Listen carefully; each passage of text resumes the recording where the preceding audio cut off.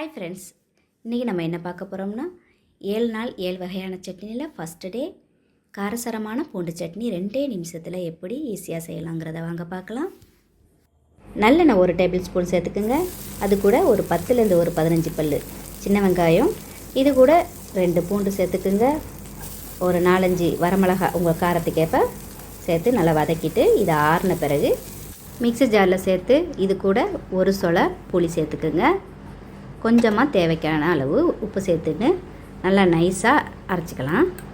இதை கொஞ்சம் ஓரமாக வச்சுட்டு அதே கடாயில் 1 டேபிள் ஸ்பூன் நல்லெண்ணெய் சேர்த்துட்டு இது கூட கடுகு உளுந்தம் பருப்பு 1 டீஸ்பூன் சேர்த்துக்குங்க.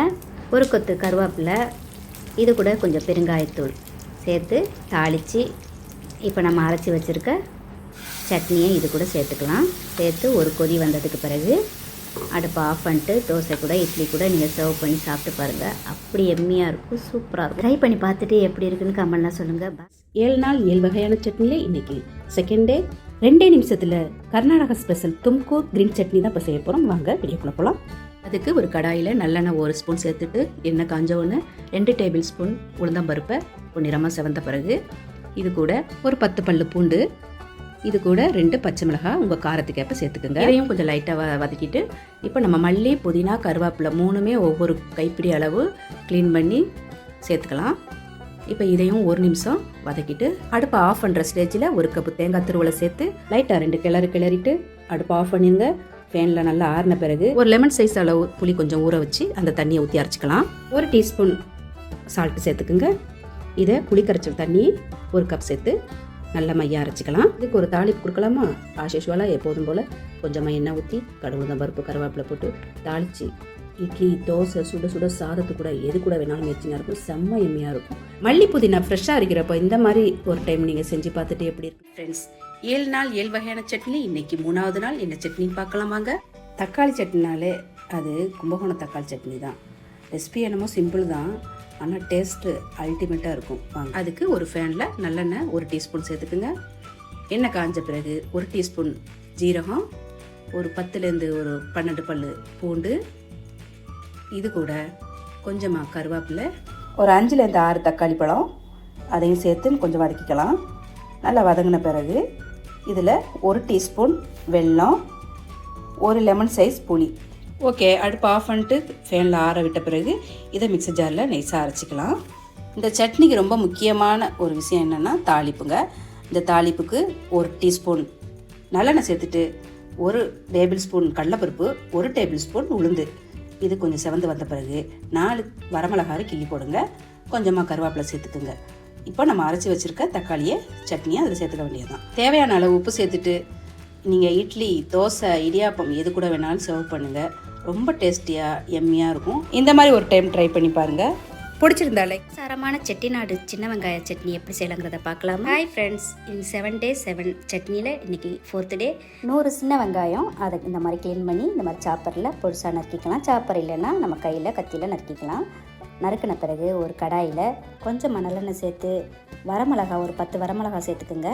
இந்த சட்னிக்கு மிளகாய் கறி இருந்தால் தான் நல்லா வாசமாக ஸ்பைஸியாக இருக்கும். இப்போ இதை ஆறின பிறகு நம்ம மிக்ஸி ஜாரில் சேர்த்து இது கூட ஒரு சொலை புளி சேர்த்துக்குங்க. கொஞ்சமாக தேவையான அளவு உப்பு சேர்த்துட்டு நல்லா நைஸாக அரைச்சிக்கலாம். ஃபஸ்ட்டு தண்ணி ஊற்றாமல் அரைங்க, அப்புறமா கொஞ்சமாக தண்ணி ஊற்றி அரைச்சி வச்சுக்கலாம். இந்த மாதிரி நைஸாக அரைச்ச பிறகு இதை ஒரு ஓரம் வச்சுட்டு அதே கடாயில் நல்லா தாராளமாக 2 ஸ்பூன் நல்லெண்ணெய் சேர்த்துக்குங்க. இதில் கடுகு 1 டீஸ்பூன், உளுந்து 1 டீஸ்பூன், இது நல்லா பொரிஞ்சு வரட்டும். அப்போ நம்ம சாப்பிட்ல நறுக்கி வச்சுருக்க பொடிசா நறுக்குன்னு சின்ன வெங்காயத்தை சேர்த்து கொஞ்சம் நல்லா வதக்கிக்கலாம். இந்த மாதிரி கொஞ்சம் கோல்டாக வந்ததுக்கு பிறகு நம்ம அரைச்சி வச்சுருக்க மிளகாயை அதில் ஆட் பண்ணிக்கிற வேண்டியதுதான். இதை நல்லா மிக்ஸ் பண்ணிவிட்டு கொஞ்சமாக தண்ணி சேர்த்து இதை ஒரு 2 மினிட்ஸ் மூடி வச்சு சிம்மில் வச்சுருங்க. இட்லி, சப்பாத்தி, தோசை எது கூட வேணாலும் இது மேய்ச்சிங்க. டேஸ்ட்டுக்கு நான் கேரண்டி. ட்ரை பண்ணி பார்த்துட்டு எப்படி இருக்குது. எங்கள் மதுரை தள்ளுவண்டி தண்ணி சட்னி சாப்பிட மதுரைக்கு தான் போகணுமா என்ன? அதுக்கு அவசியம் இல்லைங்க, நம்ம வீட்டிலே செஞ்சு அசத்தலாம் வாங்க. ஹாய் ஃப்ரெண்ட்ஸ், 7 days 7 சட்னியில் இன்றைக்கி நம்ம பார்க்க போகிறது மதுரை தள்ளுவண்டி சட்னி தாங்க. வாங்க எம்மியாக டேஸ்ட்டாக நம்ம எப்படி செய்யலாங்கிறத பார்க்கலாம். 1 டீஸ்பூன் நல்லெண்ணெய் சேர்த்துக்குங்க. 2 பச்சை மிளகாய், 2 வரமிளகாய், இது கூட ஒரு 10 சின்ன வெங்காயம், ஒரு 10 பல் பூண்டு, இது கூட ஒரு சின்னதாக ஒரு இஞ்சி துண்டு, அவ்வளோதான். இதை வதக்கிட்டு ஒரு தட்டில் எடுத்துடலாம், ஆறட்டும். அதே கடாயில் கொஞ்சமாக நல்லெண்ணெய் சேர்த்துக்குங்க. தாளிக்க கடுகு 1/4 டீஸ்பூன், ஜீரகம் 1/4 டீஸ்பூன், 2 வரமிளகாய் சேர்த்துட்டு இது கூட கொஞ்சமாக கருவேப்பிலை சேர்த்து கொஞ்சமாக நறுக்கின சின்ன வெங்காயத்தையும் சேர்த்து இதை வதக்கிட்டு ஒரு ஓரமாக வச்சுக்கலாம். இப்போ மிக்ஸி ஜார் எடுத்து அதில் 1 கப்பு பொட்டுக்கடலை சேர்த்துக்குங்க. இப்போ நம்ம வதக்கி வச்சுருந்த வெங்காயம், பூண்டு எல்லாம் சேர்த்து தேவையான அளவு உப்பு சேர்த்துட்டு கொஞ்சமாக தண்ணி ஊற்றி இதை நல்லா அரைச்சிக்கலாம். அவ்வளோதாங்க, சூப்பரான மதுரை தண்ணி சட்னி ரெடி. பார்க்குறதோட நிறுத்தாமல் நைட்டு டின்னருக்கு கண்டிப்பாக இந்த சட்னியை செஞ்சு பாருங்கள், சூப்பராக இருக்கும். இந்த வீடியோ உங்களுக்கு ஏபிசி கேள்விப்பட்டிருப்பீங்க, ஏடிசி கேள்விப்பட்டிருக்கீங்களா? ஹாய் ஃப்ரெண்ட்ஸ், 7 days 7 சட்னியில் இன்றைக்கி 6th டே. சூப்பரான ஒரு ஹெல்த்தியான ஒரு சட்னி தான் நம்ம பார்க்க போகிறோம். கேரட் சட்னி.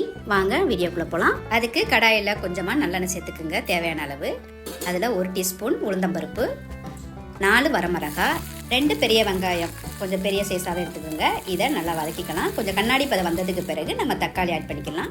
3 தக்காளி இதையும் கொஞ்சம் நல்லா வதக்கிக்கலாம். வதங்கின பிறகு 1 கேரட்டை ஸ்லைஸாக வெட்டி இதையும் சேர்த்துக்கலாம். அவ்வளோதாங்க. இதையும் 1 நிமிஷம் நல்லா வதக்கிட்டு நம்ம அடுப்பை ஆஃப் பண்ணிட்டு ஆற வச்சுக்கலாம். ஆறின பிறகு மிக்ஸி ஜாரில் சேர்த்து இது கூட 2 ஸ்பூன் தயிர் சேர்த்துக்குங்க. தேவையான அளவு உப்பு சேர்த்துட்டு அரைச்சி ஒரு பவுலில் மாற்றிக்குங்க. இப்போ ஒரு தாளிப்பு ஆஸ் யூசுவலாக எப்போதும் போல் கொஞ்சமாக நல்லெண்ணெய் சேர்த்து அது கூட கடுகு பருப்பு கருவேப்பிலை சேர்த்து தாளித்து விடுங்க.